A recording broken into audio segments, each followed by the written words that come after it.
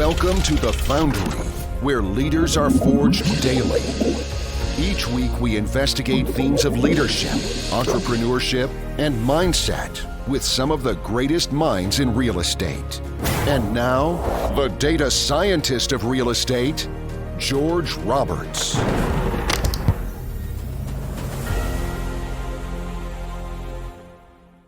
Welcome back, Foundery family. I want to thank you for your viewership and listenership. You have helped this podcast become what it is today. Without you, there is no podcast.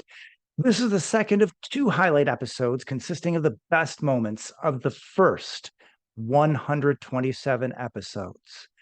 We will resume our regularly scheduled programming on Monday. Enjoy. Catch you on the flip side. It does frighten me a little bit when people say just jump in, right? Yeah. I think it's fair to say just jump in if it's an internal deal that you're doing yourself. You're buying a duplex or triplex. I assume that's more or less in the realm of an individual who's just getting started. Right. Heck yeah, jump in, because you're only going to learn by doing it. When it comes to teammates and working with other people, like I said, it can only get stickier.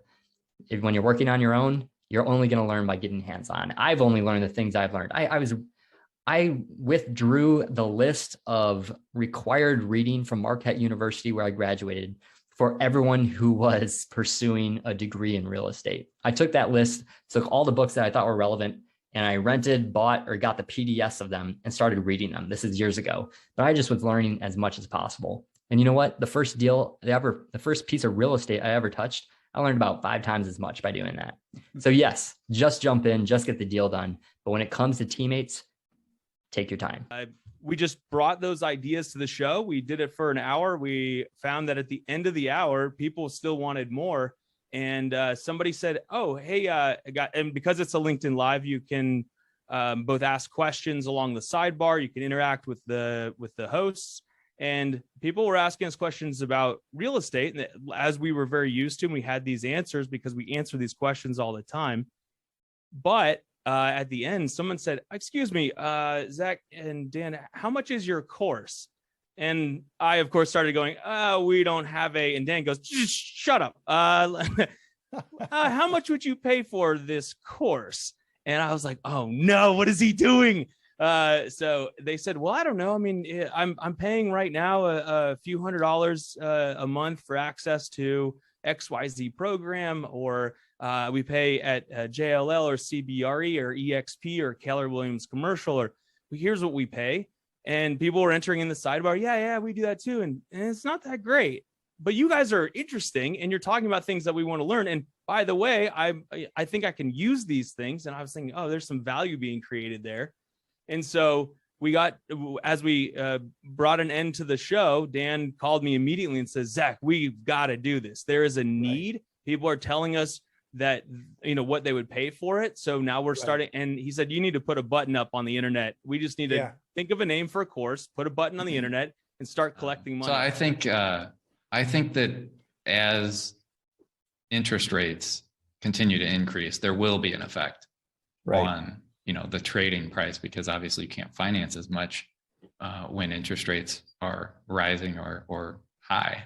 Now we're still at historically low interest rates even today, right? We just came out of zero. So, it really depends how quickly the Fed acts.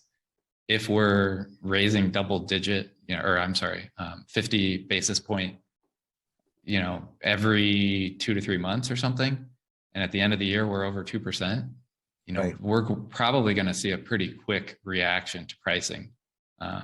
Is it going to be massive downward? I don't think so, because there's just so much capital out there competing for investments that there may be other ways that these properties get financed, less debt, more equity, that sort of thing, which may be a good thing in reality. You have to know your market. So for us, it was like, okay, Los Angeles, higher price point to entry. We had a fixed amount of capital. We thought maybe we couldn't stretch it as much here in LA.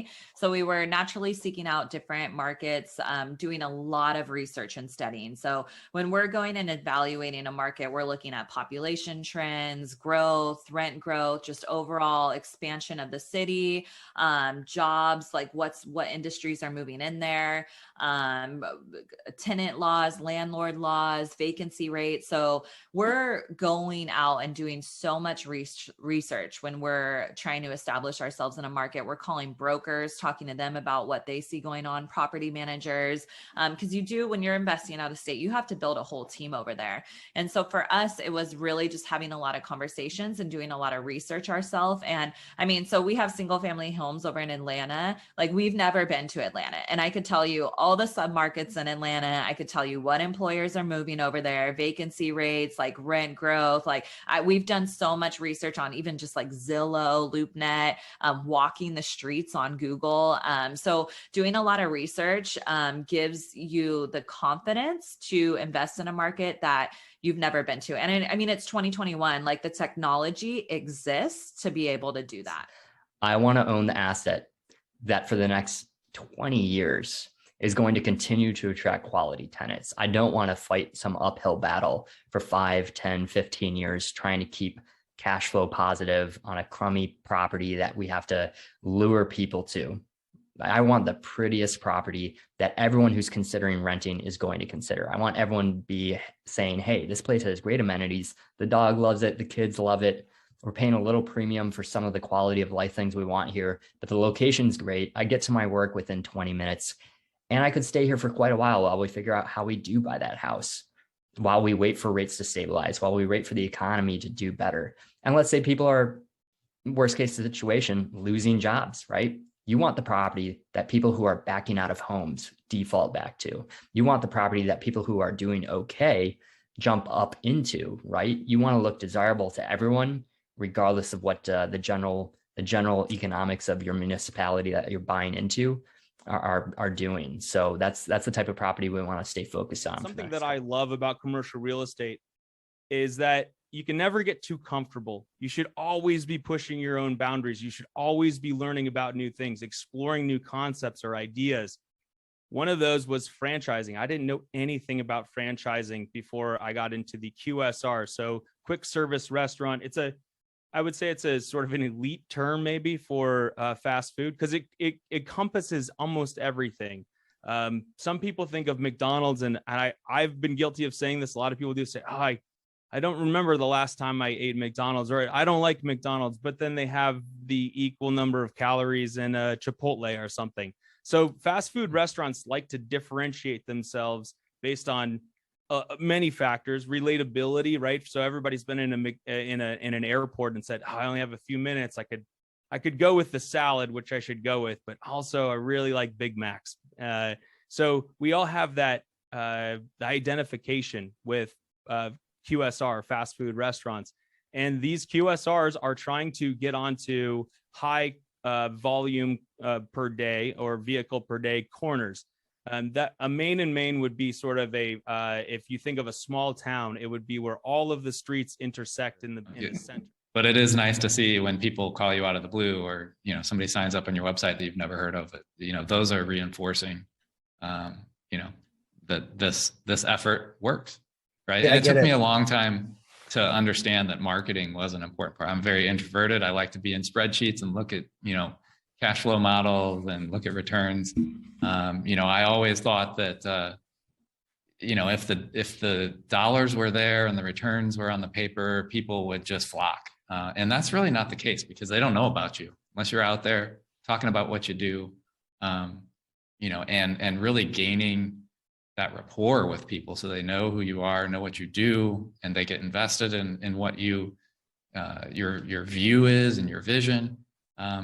You're not really making progress. And so these things are important. Meetings are important. Podcasts are important. Marketing is important, which is not something that I valued just as recent as 2, 3, 4 years ago.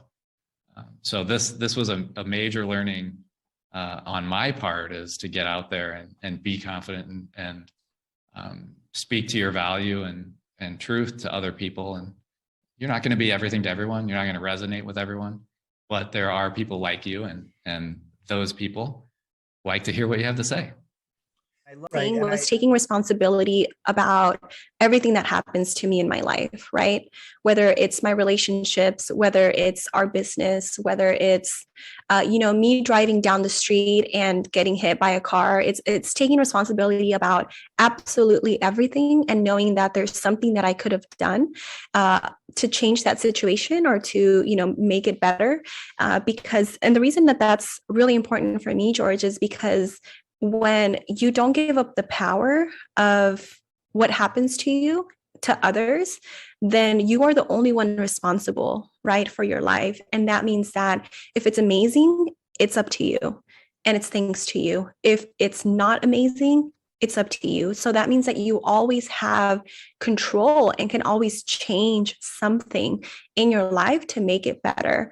So I would say that's the biggest thing, taking responsibility about absolutely everything and not blaming others or being a victim to the world.